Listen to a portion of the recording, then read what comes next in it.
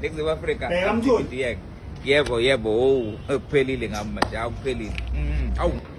Buyisa the new season. Uzokwenza uhlelo. Bengizowenza uhlelo la ngo Sunday 1 to 4. I did not mind. But inkinga ngakumina. Iqale sebesho ukuthi because ngitheme ngibala imali i-show iyodwa since bebenginika i-show eyodwa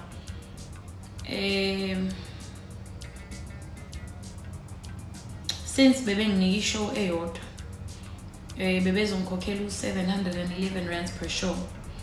Okutheme ngithi ngiyabala ngaphuma nokuthi shoot ngizohola u2800 rands ngenyanga.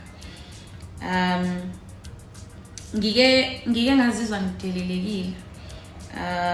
Kodwa ngehlisa umoya ngabuyela kubona abaphathi ngoba angike ngingathanda ukwenza isinqumo uma sengibheke emuva ngithi what if ngazama ukukhuluma nabo.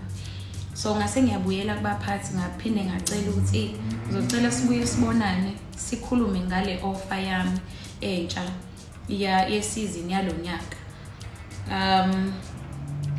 Yeah, so my whole thing was I don't have a problem with the show, but bengicela ukuthi mesikhona isikhala nikwa mhlambe ningiphe enye show ezokwazi ukuthi nezelele kule mali engizoyihola ngoba eqinisweni nje sesikhuluma njengomuntu hayi njengomsakazi ikuphi la ngizothi mengikhipha khona i-payslip yami ngi-approve ngihola u2.8 ngenyanga.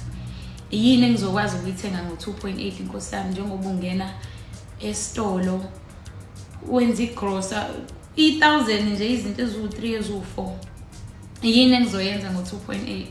Angisho ukuthi akondli umndeni wami but mina ekhaya babheke mina. So ngacela kubona ukuthi mukhona omunye umsebenzi enginganika wona oseceleni ngizocela ningiphe ukuze kuzokwazi ukuthi kunyuke le mali engiyiholayo. I think I got to a point where I had to ask abaphathi ukuthi bona ke mase sikhuluma iqiniso bangaphila ngo2800 rands ngenyanga ngangicela lapha.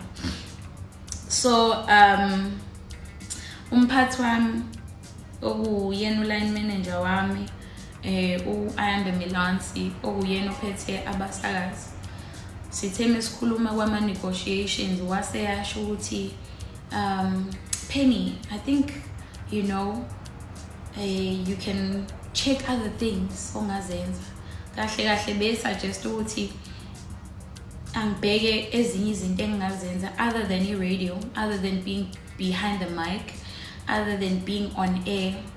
Wathi ngingabheka like khona izinto behind the scenes. Angisho kabi kodwa ke into ayiphefumulile ngalesa sikhathi ukuthi I should check other things engingazenza. Not for extra money. I think lapha bese khulumela the whole career yami as a radio presenter ukuthi awubheke ezinye izinto. Liyanta eshilo ike yangibulala ukuzethemba kwami ngokusakaza. Because indirectly it's like I'm